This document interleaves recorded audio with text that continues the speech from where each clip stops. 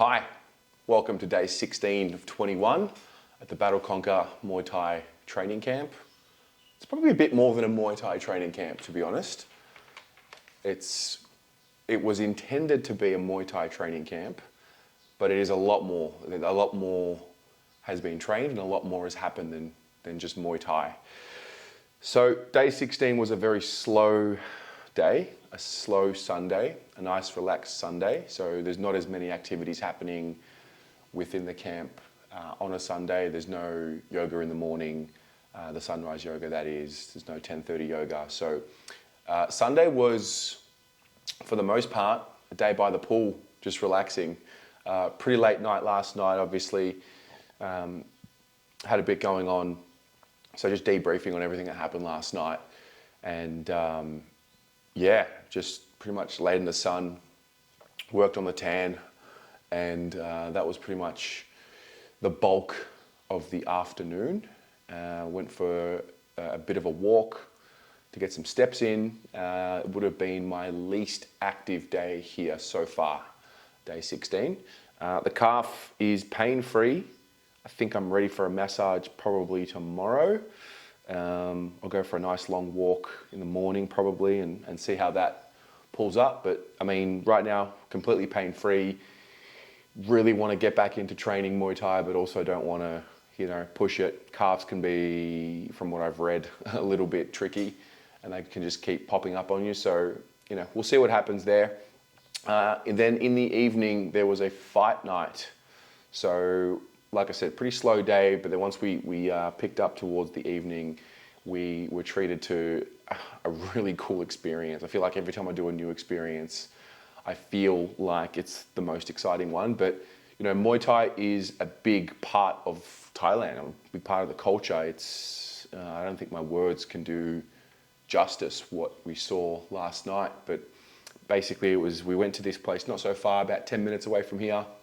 A big group of us, 3 vans full, and we headed there. It's like a festival when we arrived. I thought we were going to a stadium just for the Muay Thai, but we went and there was like the night markets essentially. There was a big stage, then there was just heaps of stalls, and then eventually we got to the ring. Now the fight night was for kids, so I thought initially when I had heard about this, I thought it might be a bit of culture shock. To be honest, like the idea of kids fighting, hitting each other, potentially getting knocked out was and probably still is a little bit, very curious. It's very different to what I've seen in the culture that I've been growing up in. But, for here, it's different. It's a way of life.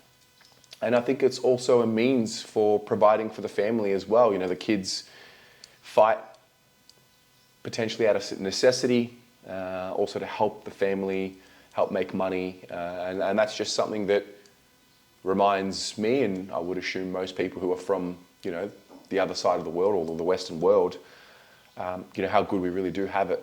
These people are literally fighting for their families, for their lives, for their livelihoods, and who knows what sort of damage gets done. But I thought I wouldn't enjoy watching them fight as much as I did. I really did. It's sport. So basically we had a number of fights, maybe 3 or 4 in a row. They were, when I say kids, I mean probably, I don't know exactly how old they were, but probably like the youngest one would have been maybe like 9 or 10, maybe 8, around about that age.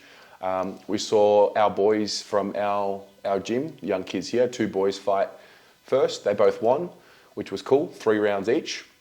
Then we saw 2 girls from our gym, and they also both won. I actually thought the girls went way harder than the boys. They were way more savage than the boys. The boys were a little bit more technical with their knees and their kicks.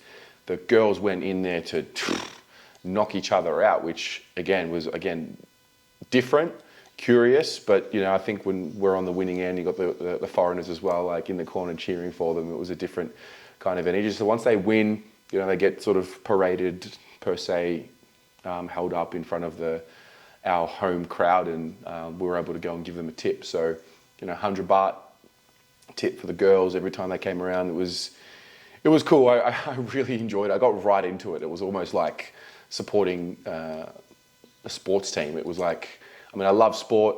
I love competition, and I think also having the kids from our gym who we see most days fighting and getting behind them was also pretty cool. So that was Sunday, and then came home exhausted, left a little earlier, and that was pretty much it. That was day 16, 5 more days to go, Monday through to Friday.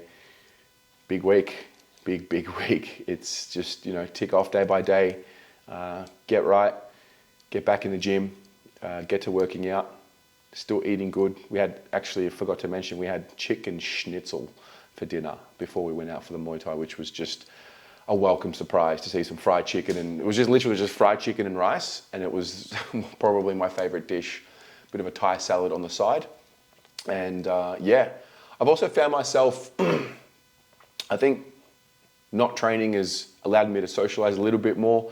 I've also had some new people come through, as I mentioned a few weeks ago, that you make friends and then they leave. Well, there's a new wave of people seemingly coming every day, and I made some really good friends over the last few days, I would say. There's a guy from Australia who I've just really gelled and connected with. He's the guy with the car, and I just feel a homeliness with him. And I think what I've noticed as well with the Irish, with the Scottish, with the English, I feel this sense of, it's like we're all from this big tree and we're different branches, but there is that familiarity within each person from the Commonwealth, we'll say. So that's been interesting. But yeah, day 16, over and out. See you on day 17 as we get through the home stretch of this journey.